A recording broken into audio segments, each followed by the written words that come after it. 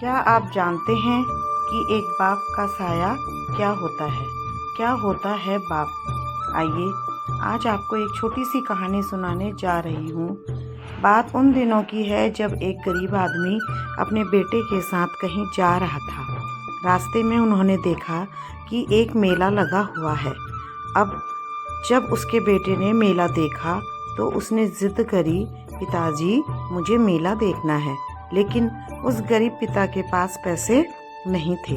उसने अपने बेटे को कहा कि बेटा फिर कभी देखेंगे, अभी मेरे पास पैसे नहीं हैं। अब वह तो छोटा सा बच्चा था। उसने जिद करी, उसने कहा नहीं मुझे तो मेला देखना है। तो पिताजी ने कहा कि ठीक है चलो चलते हैं।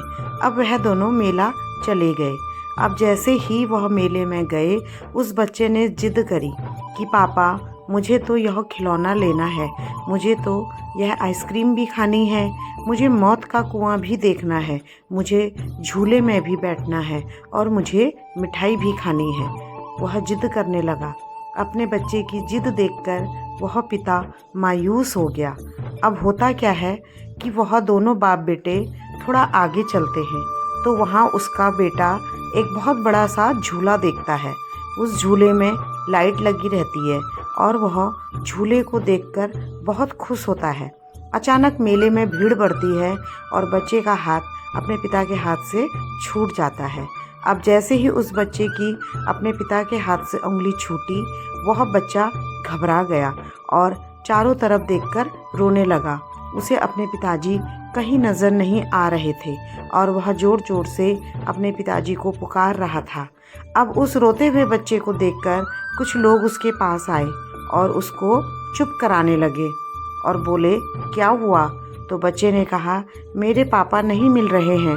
और अब वह ज़ोर ज़ोर से रो रहा था तो लोग उसको चुप कराने की कोशिश कर रहे थे। कोई बोल रहा था अरे बेटा लो झूला झूल लो, आओ चॉकलेट खा लो यह खिलौना ले लो।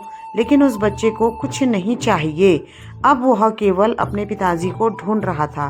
वह चीज़ें जो वह अपने पिताजी से जिद कर रहा था लेने के लिए अब उसको फ्री में मिल रही थी, लेकिन अब उसको वह चीज़ नहीं चाहिए।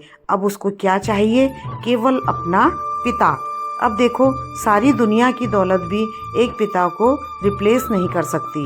एक पिता का साया बहुत बड़ा होता है। अगर पिता आपके साथ है तो सारी दुनिया आपके साथ है। आपको किसी चीज़ की ज़रूरत नहीं है। तो आपको मेरी कहानी कैसे लगी? अगर अच्छी लगे तो कमेंट बॉक्स में ज़रूर बताइए और शेयर भी कीजिए। धन्यवाद।